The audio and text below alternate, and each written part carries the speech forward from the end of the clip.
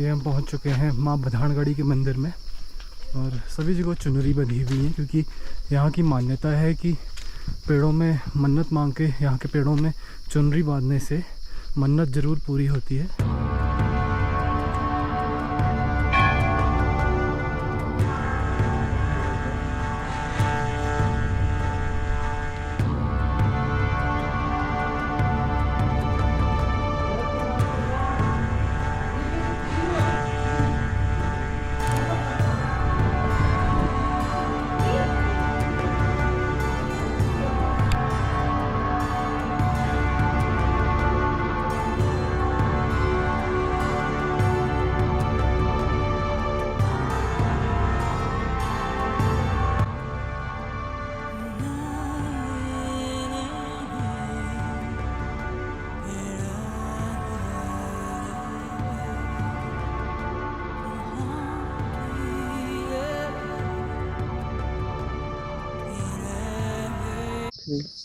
आप सभी का स्वागत है पिनाक चैनल में एक बार फिर से। और बधानगढ़ी मंदिर हम आए हैं, कुछ आपको हमने ड्रोन शॉट्स से पहले दिखाए। अब मैं थोड़ा मंदिर के बारे में बताऊंगा क्योंकि मंदिर की तरफ वहाँ पर अभी बलि चढ़ रही थी बकरे की और थोड़ा बहुत वहाँ पे आवाज़ ज़्यादा थी लोगों की, तो इस वजह से मंदिर से ऊपर एक जगह है गढ़ी करके, वहाँ पर हम आए हैं। और पुजारी जी भी उन लोगों के साथ काफ़ी बिजी थे, तो उनसे हम मंदिर के बारे में ज़्यादा पूछ नहीं पाए क्योंकि उनकी संलिप्तता उसमें भी थी जो वहाँ पर अभी पूजा पाठ चल रहा है।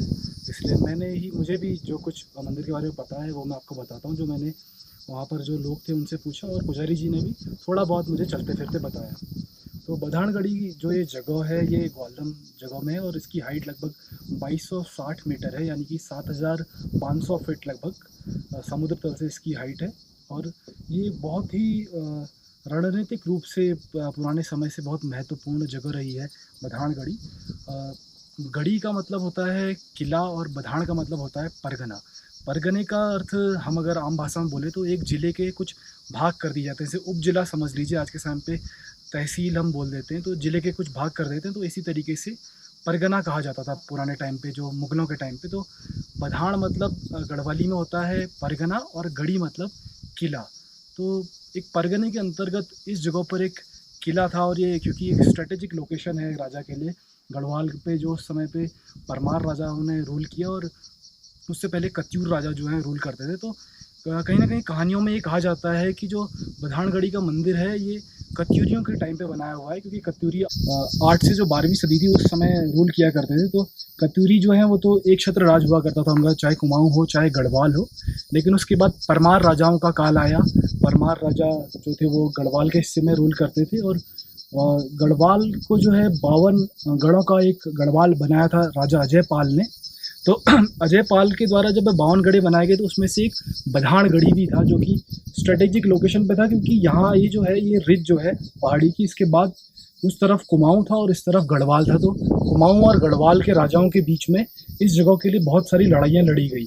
तो जगह जगह पे कुमाऊं का राजा कोशिश करता था कि ये हिस्सा उसके कब्जे में आ जाए, क्योंकि ये ऊंचाई पर है तो यहाँ से किसी भी तरीके से कंट्रोल करना बहुत अच्छा होता है। आज के टाइम पे भी हम देखते हैं कि जब भी सेनाओं में लड़ाइयाँ होती हैं तो वो ऊंचाई के हिस्से को, कोई भी हिल टॉप होता है, जैसे कि इंडिया ने टाइगर हिल कैप्चर किया था कारगिल की लड़ाई के टाइम पे, तो हिल टॉप कैप्चर करने से आपकी एक बहुत बड़ी पकड़ हो जाती है, क्योंकि वहाँ से आप चारों तरफ नज़र रख सकते हैं और एक लंबी दूरी आपके पास हो जाती है मार करने के लिए भी।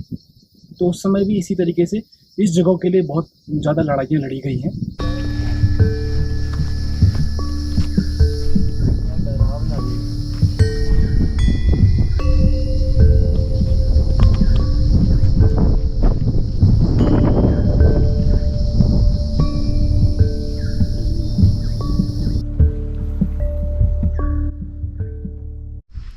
जैसा कि मैंने आपको बताया कि बधानगढ़ी एक समय पर राजाओं के गढ़ी यानी किले के रूप में हुआ करता था। तो परमार राजाओं का भी राज था यहाँ पर और कत्यूरियों का भी यहाँ पर रहा राज, और उसके अलावा कुछ समय के लिए चंद राजाओं ने भी यहाँ पर कब्जा किया था। तो कुछ अवशेष यहाँ पर हैं और मेरा थोड़ा आर्कियोलॉजी में इंटरेस्ट है, तो मैं काफ़ी ऐसी साइट्स पे गया हुआ हूँ। तो कुछ चीज़ें मैं आपको दिखाता हूँ जो आपको भी उसकी रेलेवेंस लगेगी कि पक्का इस जगह पर कुछ ना कुछ स्ट्रक्चर रहा होगा।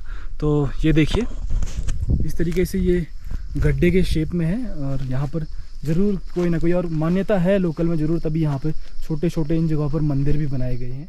ये छोटे गड्ढे के आकार का है। तो यहाँ पर कोई ना कोई छोटा मकान या फिर छोटा कमरा जैसा कह सकते हैं, क्योंकि आमतौर पर जो हम तस्वीर देखते हैं, मतलब टीवी वगैरह में देखते हैं किले वगैरह की, तो पहाड़ की इन इलाकों में, दुर्गम इलाकों में उस तरीके के किले, भव्य महल नहीं हुआ करते थे।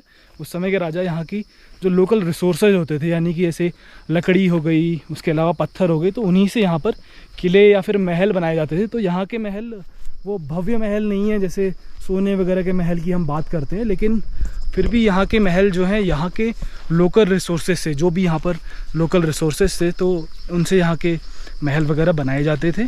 चाहे वो लकड़ी का इस्तेमाल हो, चाहे वो पत्थर का इस्तेमाल हो, तो उन चीज़ों से ये स्ट्रक्चर बनाया जाता था। और ये जगह ज़रूरी आर्कियोलॉजी के हिसाब से भी बहुत इम्पोर्टेंट है कुमाऊँ और गढ़वाल के इतिहास में। और एक और मंदिर यहाँ पर छोटा सा है।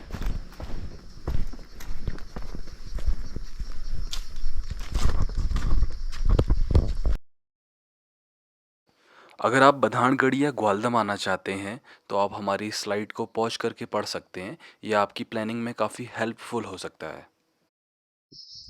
एक बहुत बड़ी लड़ाई यहाँ पर चंद राजाओं के द्वारा परमारों से लड़ी गई थी, जिसमें पहले तो चंद राजाओं की हार हुई, क्योंकि कत्यूरी जो राजा था उसने जो रसद सामग्री आती थी चंद राजाओं को, वो बंद करवा दी थी, वो रास्ता बंद करवा दिया। तो इससे परमार राजा ने चंद को हरा दिया, और इस वजह से चंद राजा जो था, उद्योग चंद, वो बहुत ज़्यादा नाराज़ हुआ और उसने कत्यूरियों पर हमला कर दिया। तो उस हमले के कारण कत्यूरी परास्त हुए, और फिर उसके बाद उसने बधानगढ़ी पर भी कब्जा करने की सोची। उसने सबसे पहले ग्वालदम के इलाके पर तो कब्जा कर लिया, लेकिन परमारा का कब्जा तब भी इस जगह पर था।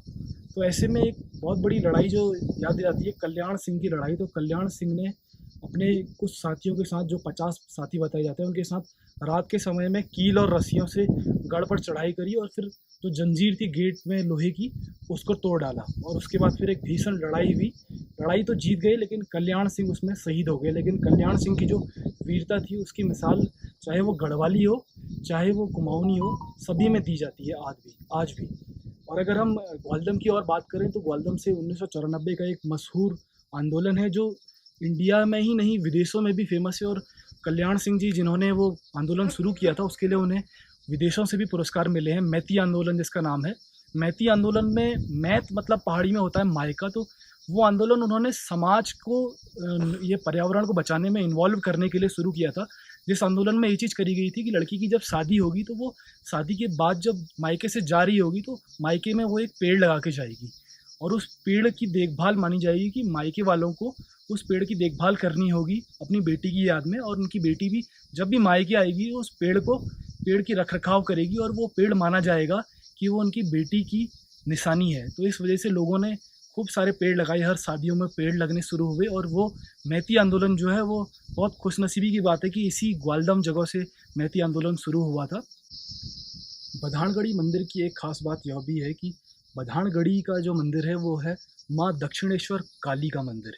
माँ दक्षिणेश्वरी यानी कि काली को ही कहा जाता है। और जो एक हम जानते हैं आमतौर पर माँ दक्षिणेश्वरी, तो हम जानते हैं कि कलकत्ता में जो काली मंदिर है, जिसमें रामकृष्ण परमहंस और उनकी धर्मपत्नी माँ शारदा भी थी, जो जहाँ से स्वामी विवेकानंद निकल के आए, जिस मंदिर में उनको कहते हैं कि पहली बार भगवान के, माँ काली के दर्शन हुए थे। तो माँ दक्षिणेश्वरी का बड़ा मंदिर उधर है, और उन्हीं माँ दक्षिणेश्वरी यानी काली की पूजा बधानगढ़ी में भी होती है। और यहाँ की मान्यता बहुत बड़ी है। दूर दूर से लोग यहाँ पर बलि भी देते हैं, बहुत लोग मन्नतें मांगने आते हैं, और बताया जाता है कि हर किसी की मन्नत यहाँ पर पूरी होती है। जो भी सच्चे दिल से माँ के दरबार में, माँ काली के दरबार में यहाँ पे आता है, उसकी मन्नत ज़रूर पूरी होती है। और आसपास के क्षेत्र में बता दूं कि देवाल, थराली, तलवाड़ी, उसके अलावा कुलसारी और वानगांव, लोहाजंग, गरुड़, बैजनाथ, इस आदि क्षेत्रों में, और ग्वालदम का क्षेत्र तो है ही, इन सभी क्षेत्रों में इस मंदिर की बहुत बड़ी मान्यता, और इसीलिए इसे शक्तिपीठ माना गया है। बधानगढ़ी मंदिर के दर्शन करने के बाद हम लोग निकल गए एक बार फिर नीचे बीनातोली की तरफ, और हमारे साथ साथ चल रही थी पहाड़ की बेहद मेहनती महिलाएं।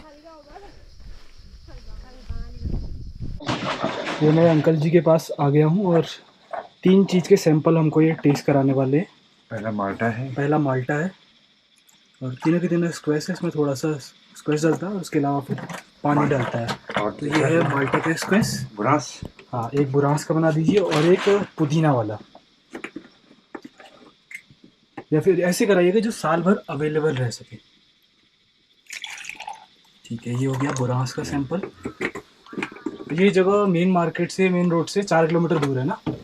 4 किलोमीटर, ठीक है। ठीक है, इतनी दुर्गम जगह पर भी अंकल जी बना रहे हैं जूस, बहुत बड़ी बात है। और सैंपल हम लोग अभी टेस्ट करने वाले हैं। ये बनाया, ये है पुदीना, तो ये है मिंट का, ये है बुरांस का, और ये है माल्टे का। अब इस पे अंकल जी सभी में देखिए इतना इतना पानी मिलाना है। सभी मिला दिया, और इसमें ठंडा, तीनों मिला, तीनों में ठंडा पानी। और अब हम टेस्ट करते हैं। ये तीनों देखिए देखने में इतने प्यारे लग रहे हैं, तीनों के तीनों। ये है, फिर से बता दूँ, ये है माल्टा, जैसे एक ऑरेंज की क्वालिटी होती है पहाड़ में माल्टा, बहुत ही टेस्टी जूस बनता है, रसीला होता है। ये है बुरान, जैसे रोडोडेंड्रॉन कहते हैं, जिसके बहुत सारे बेनिफिट है। और ये है मिंट, यानी पहाड़ के पुदीना का। एक बार मैं ट्राई करूँगा, एक बार पकड़ना, थोड़ा थोड़ा सभी लोग ट्राई करेंगे। बहुत टेस्टी है बुरांस का, देखते हैं सबका टेस्ट एक साथ क्या नहीं, इसमें अलग ही है, सच में अलग अलग आ रहा है टेस्ट। पर मिंट को लेके बड़ा एक्साइटेड हूँ मैं। ये भी बहुत अच्छा है, तीनों का टेस्ट बड़ा अच्छा है। तीनों का ही टेस्ट बहुत डिफरेंट है इनका, और लग रहा है सच में कि पहाड़ का स्वाद है तीनों में ही। तो अब हम आगे इनसे कुछ बातचीत करेंगे। अंकल का नंबर मैं ले जाता हूँ, और हम अपने प्रोडक्ट लिस्ट में इसको शामिल करने की कोशिश करेंगे, क्योंकि हमारे लिए ट्रांसपोर्टेशन भी इसका ईजी पड़ेगा, क्योंकि कौसानी पास में ही है यहाँ से, और फिलहाल हम कहीं दूर से ट्रांसपोर्ट करते थे, तो कोशिश करेंगे कि अब इनके साथ एक डील करें।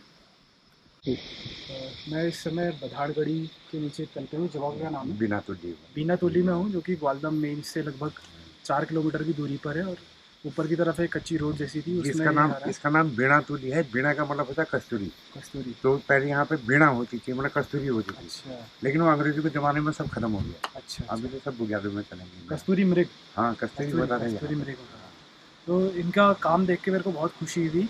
अंकल जब हम लोग आए तो बुरांस के फूलों से जूस बनाने की तैयारी कर रहे थे, उसकी एक छोटी सी क्लिप भी मैंने ली हुई है। और उसके अलावा ये पुदीना का जूस, मिंट का जूस भी बनाते हैं, माल्टे का जूस भी बनाते हैं, और क्या क्या जूस बनाते हैं, एलोवेरा होगा, और वो चंद्रा का है, चंद्रा एलोवेरा का जूस भी बनाते हैं। और अभी तुलसी का भी सोच रही है। तुलसी का भी बनाने की सोच रहे हैं। तो और टेस्ट भी किया हमने, उसके सैंपल टेस्ट किए, और बहुत ही टेस्टी था। और बिल्कुल ऐसा लगा कि पहाड़ का टच है उन चीज़ों में। उसके अलावा कद्दू की चटनी इन्होंने हमें बना के खिलाई, तो वो भी बहुत टेस्टी थी कद्दू की चटनी। भले ही इनके पास वो थोड़ा कम मात्रा में, लेकिन इनसे हमारी बात हो गई है कि हम अगर बोलेंगे आपको तो आप बना देंगे ना, आप ऑर्डर दे देंगे, तो हम कस्टमर तक उसको डायरेक्ट पहुंचा सकते हैं इनके थ्रू। तो और उसके अलावा ये बता रहे हैं कि इनके जैसे थोड़े और भी लोग हैं जिनसे ये कलेक्ट करवा सकते हैं, चाहे वो घी हो, भैंस का घी हो, गाय का तो कह रहे हैं कि यहाँ पे अवेलेबल नहीं हो पाएगा इस समय।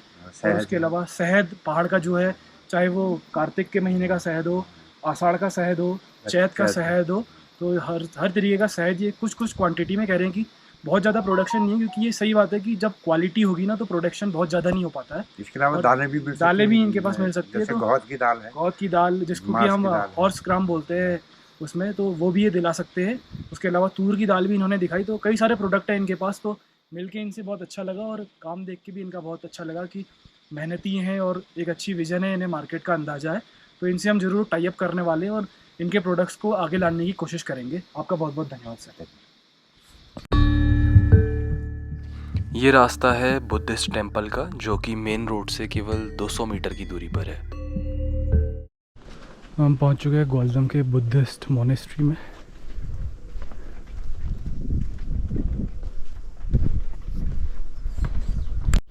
बुद्धिस्ट मोनेस्ट्री की हम बहुत ज़्यादा रिकॉर्डिंग कर नहीं पाए, क्योंकि एक लोकल महिला द्वारा हमें रोक दिया गया था। लेकिन बाद में जब हमने उन्हें अपना मोटिव बताया तो उन्होंने हमें काफ़ी कुछ इसके बारे में बताया। उसमें से कुछ ये था, उन्होंने ये बताया कि ये 1960 के दशक में बनी हुई है, और ये देहरादून की बड़ी मोनेस्ट्री से एसोसिएटेड है। वहीं के मुख्य पुजारी या लामा यहाँ पर पुजारी की व्यवस्था करते हैं, और कभी कभार वहाँ के जो पुजारी हैं वो यहाँ पूजा करने के लिए भी आते हैं।